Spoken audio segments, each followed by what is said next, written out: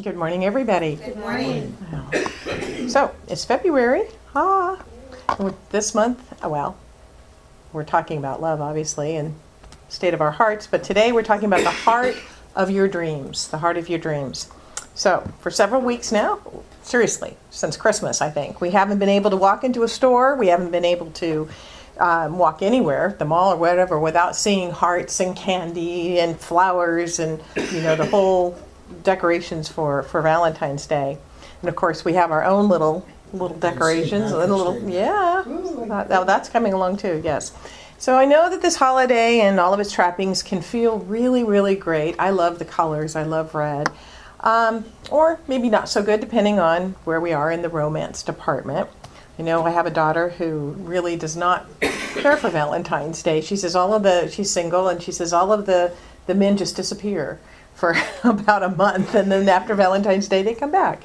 How does it get any better than that? Well, this is her observation in San Francisco. So, and she's on all these dating apps and things, and she'll go have coffee or a drink with somebody, and it's just. Why do men flock to her? Yeah, why do men flock to her like that? It's amazing. So, what we are doing each week here is taking a deep dive into the heart of a number of matters, which will bring the sweetness of hearts, flowers, and candy to each of us, regardless of our Facebook status. And today we're going to get to the heart of our dreams. We talk about bringing our dreams into fruition a lot here because we know that when we are living our dreams, we are expressing the divine in the highest human way possible. Today we're going to talk about them again, but with a slightly different twist. And I said this in the blurb about today's link. I said, be sure to be with us for that twist, and you may actually receive candy. There may be chocolate involved. So, all right. What that means is yet to be revealed. So just stay with us here. And as you see, we do have a basket of heart-shaped candy here. So let's see what happens. First, I want to start with a true story. All right. It was 1959, a fabulous year to be born, I might add, and to be born in February, I might add. This little girl, her name was Jean Harper, and she was in the 3rd grade. And her teacher gave the class an assignment to write a report on what you want to be when you grow up. Jean's father was a crop duster, and Jean was completely captivated with airplanes and flying, and she poured her heart into her report, and it included all of her dreams. She dreamed of dusting crops like her dad. She dreamed of making parachute jumps. She dreamed of seeding clouds, something she'd seen on a TV episode of Sky King. And most of all, she dreamed of becoming an airline pilot. She wrote, and she filled all of the pages with the excitement and enthusiasm of a 3rd grader with a dream. And her paper came back the next day with a big F written on it, along with these words, "You'll poke your eye out. You shoot your eye out." Wait, wrong holiday, wrong story. That's not what happened. Actually, Jean's teacher had actually written, "Impossible. You've written a fairy tale. None of those dreams are for a girl." Jean was crushed and humiliated. She showed her father the paper, and he told her that the teacher didn't know what she was talking about. Good dad. "Look at Amelia Earhart," he said. But as the years went by, Jean was beaten down by negativity and criticism every time she mentioned her dreams. "Girls can't become airline pilots. Never have, never will. You're not smart enough. You're just plain crazy. That's impossible." Until at the ripe old age of 10 or so, Jean gave up her dream. I want to pause just for a minute and simply have you reflect on whether or not any of this sounds familiar to you. Did you ever have any of those experiences? Perhaps different words, but maybe the same meaning or the same message. So fast forward now to her senior year in high school, and Jean's English teacher gave the class an assignment to write a report. Where do you think you're going to be in 10 years? Where will you be 10 years from now? Jean thought about that assignment, and she thought about her old dreams. Pilot, she thought? No way. It's never going to happen. Flight attendant? No, I'm not pretty enough. Wife? Who would want me? Waitress? Well, I could do that. Yes, that sounds safe. So she wrote down waitress. The teacher collected the papers and nothing more was said. 2 weeks later, she handed them back. She handed each of these papers back, and she had them face down on each desk. And she asked the question, if you had unlimited finances, access to the finest schools, and limitless talents and abilities, what would you do? Write that down on the back of the paper on your desk. Not surprisingly, Jean felt a rush of the old enthusiasm, and her dreams began to bubble forth, and she began to write them down. When all the students stopped writing, the teacher asked, "How many of you wrote the same thing on both sides of the paper?" Not one hand went up.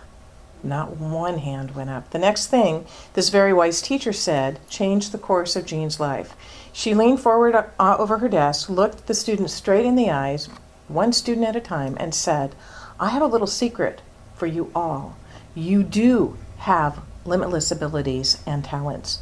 You do have access to the finest schools, and you can arrange unlimited finances if you want something badly enough.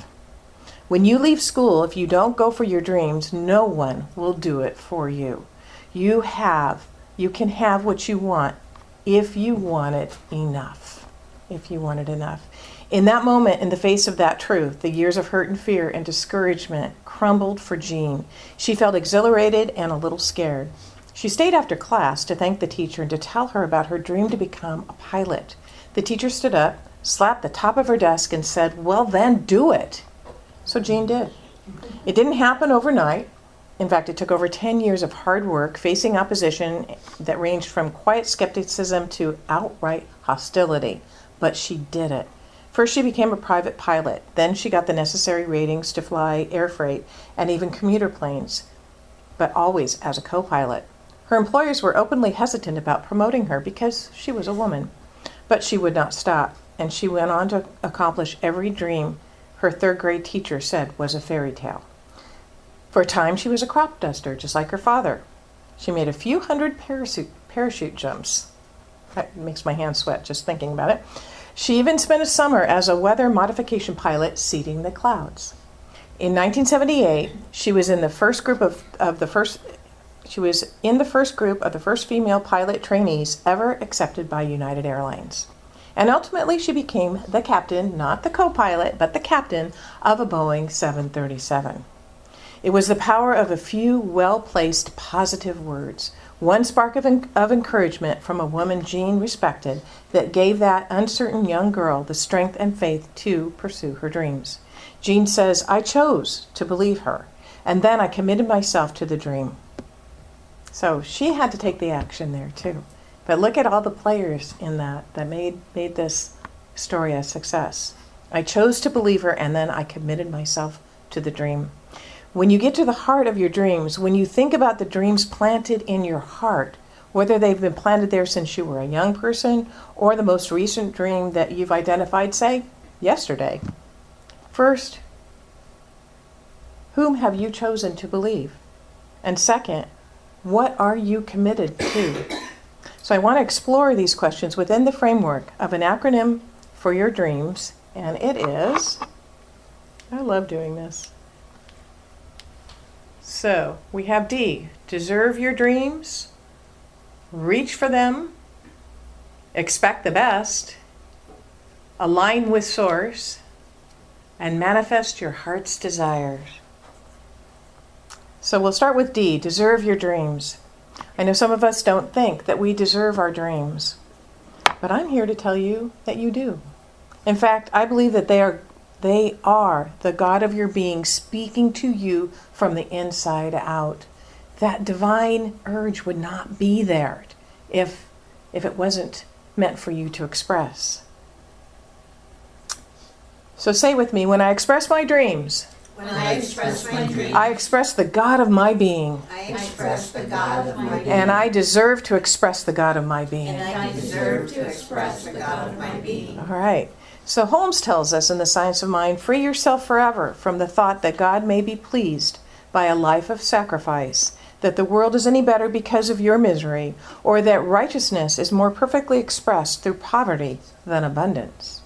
Know that the greater abundance of every good thing which you are bringing out in your life, the more perfectly you are satisfying the divine urge within you.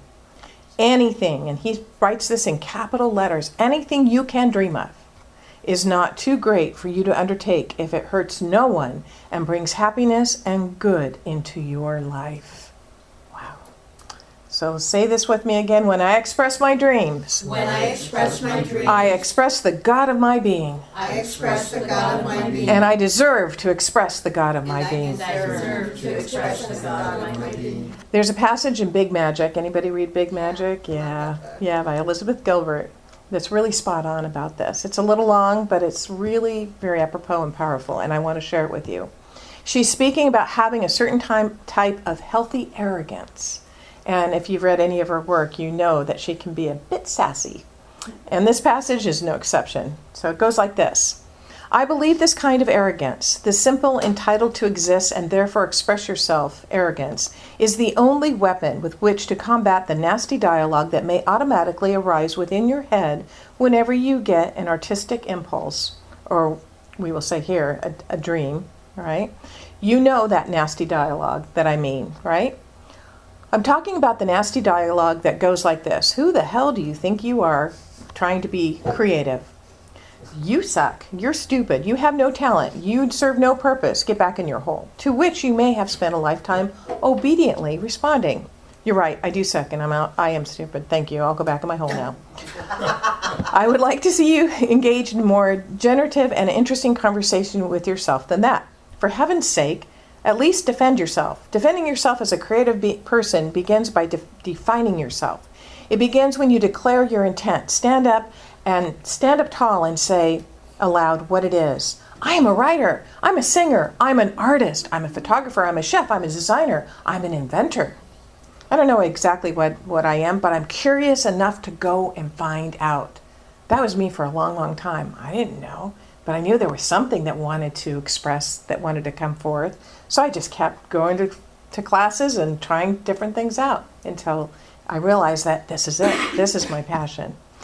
She goes on to say, speak it. Let it know that you are here. Heck, let you know you are here. Because this statement of intent is just as much of an announcement to yourself as it is an announcement to the universe or anybody else.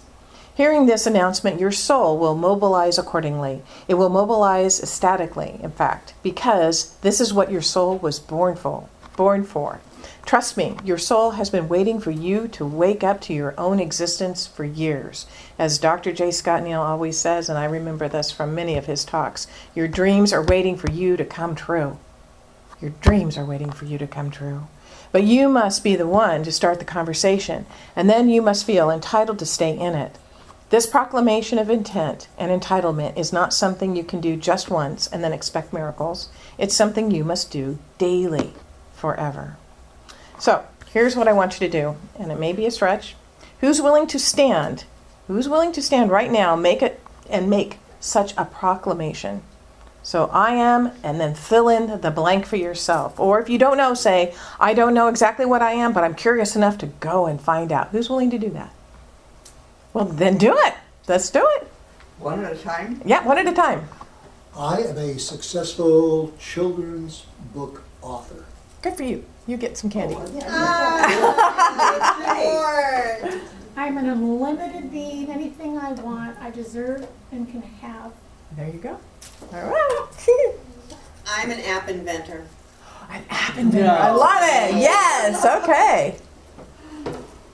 Well, I'm several things, but purposely, I'm an artist and I love to design clothes. And I made my daughter's wedding dress, and that's what I like to do. All right. Good for you. Anybody else? But I worked at a grocery I'm a store. multimillionaire. All right. Nice. Woo. Anyway, retire and double your income. I don't know what I am, but I'm willing and open to learn. All right. Woo. I love it. I am smart. You ready? Ready? Okay. Whoa. Is that what he said? I'm smart. Are you willing to find out? Artist. I'm a successful Toss it. artist. I heard him, he said he's an artist. Yeah, I'm a successful artist. Yes, you are. Yes, you are. All right. We say yes to all of that, don't we? Yes, we What are you, do. Chris? Oh, I am an awesome minister. Yes. There you go. Oh. Well, I'll just take the rest of you. Okay, so R. Oh, no. That's yours. No. You keep these because there are dark chocolate in them. Okay. There's money for everybody to have tea. Okay. Each have another drink. This is true. R, reach for them, and E, expect the best. Okay, we're going to take R and E of dream together. Remember, they stand for reach for them and expect the best. The German poet-philosopher Goethe once wrote about dreams, "Are you in earnest? Then seize this very minute. What you can do, or dream you can, begin it. Boldness has genius, power, and magic in it. Only engage, and the mind grows heated. Begin, and then the work will be completed." So again this morning, I ask you, what is your dream, and are you committed to it? A colleague of mine once pointed out the difference between a goal and a commitment. A goal sounds good, but it's got no teeth in it because it isn't actionable. But a commitment, now that's actionable, and that's what leads you to your dreams. If you are truly committed, you will reach for them through action. And you will keep reaching for them through action, expecting the best until you achieve them. You won't be discouraged at one little slip or setback. You will continue to take action to move forward, expecting the best outcome. So who's seen the movie Hidden Figures? Has anybody seen? I don't know that. Really good. No, I don't know that you saw it. No, I don't think I One of saw my it. Yeah. favorite movies. It was so good. What a testament. It was an Oh my amazing God. movie. What a testament to staying with it, to reaching for it, doing what you need to do to achieve. I mean, that scene where she had to run to use the colored bathroom all the way across and then get back, and they were asked where she was. But she kept with it. And it just, that was such an amazing movie. So I want to show you doing what you need to do to achieve. I want to show you a little example of that right now. A little guy has a dream. It's a big dream to ride a really big horse. Okay. Come on. Here we go. There we go. Oh, Oh my Yeah, this God. is a huge horse. Man. Looks like Oliver. Yeah. He's like, oh my God. That's a big horse, huh? It's huge. Holy Oh. moly. There you go. And the horse is being so gentle. Yeah.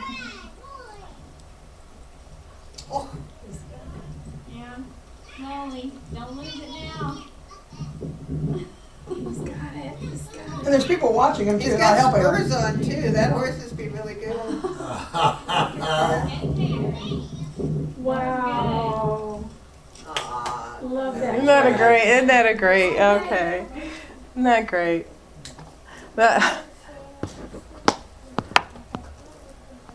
Do you notice? We're going to move on to align with source here. A, align with source. Notice how the horse waited so patiently for him to get up, and how he reaches over and loves that horse once he's up. Yeah. Those are metaphors for A, aligning with source. And this is such a big topic that actually we're going to save it for next week. You have a question? Yeah, I want to say also that the kid I'd like support like from the outside, but they like let him do it They were himself. encouraging him. Yeah, Exactly. yeah, Because yeah. otherwise, if they just like lifted him up and put him on, he wouldn't have learned that. No, what a good point, that he could do it. That he could do it. What a sense of accomplishment, right? So anyway, we're gonna next week we're gonna go delve a little bit more into aligning with source. Yes, we're bringing a horse for everyone to climb. No. So next week we will totally and completely align with source. So on to M, manifest your heart's desires. For now, when you get clear that you deserve your dreams, and when you make the commitment to R, reach for them, to E, expect the best, and then to A, align with source, you absolutely will manifest them. You will manifest your dreams. So this is our final letter in our DREAM acronym. Why? Because when you do these things, the universe, and this is always one of my favorite sayings, rushes in to support you. It rushes, and that's such a good visual, rushing in to support you. In W.H. Murray's book, The Scottish Himalayan Expedition, and I've quoted this before, he wrote, "When I said that nothing had been done, I erred in one important matter. We had definitely committed ourselves, and we were halfway out of our ruts. We had put down our passage money, booked a sailing to Bombay, This may sound too simple, but it's great in consequence. Until one is committed, there is hesitancy, the chance to draw back, always ineffectiveness. Concerning all acts of initiative and of realizing our dreams, there is one elementary truth, that the ignorance of which kills countless ideas and splendid plans. That the moment one definitely commits oneself, then providence moves too. A whole stream of events issues from the decision, raising in one's favor all manner of unforeseen incidents, meetings, and material assistance, which no man could have dreamt would have come his way. I learned a deep respect from one of Goethe's couplets. Whatever you can do, or dream you can, begin it. Boldness has genius, power, and magic in it. So this morning, I invite you to engage the genius, the power, and the magic that Goethe is speaking of. You did recognize that, by the way, from the fuller Goethe passage that I shared just a few minutes previously, yes? We were paying attention? Yes? Okay, good. I love that. Engage your magic by booking your sailing to Bombay, using W.H. Murray as an example. Who is ready to book their sailing? In other words, take committed action. Who's willing to take committed action on their dreams right now? What is that action? Would anybody like to share what you are ready to do in a laser-focused sentence? What are you willing to do? What action are you willing to take? I got an invite to, I used to. Laser-focused sentence. Laser-focused sentence. Attend the Children's Book Writers Conference in May. All right. Oh, good You're for you. taking action. I like that. Anybody else willing to take action? Follow the guidance I receive, even though it doesn't make any sense. Okay, you get that divine urge to follow Do through it. on something. Okay, that's awesome. Okay, can we all support everyone in doing what it is that is within us, that is urging to come out so that we can truly be the designer and the experiencer of our dreams? We ready for that? Ready. All right, then let's say amen to that. Amen. And so it is. And you do know that and so it is, amen means, and so it is. Oh, I love that. Okay.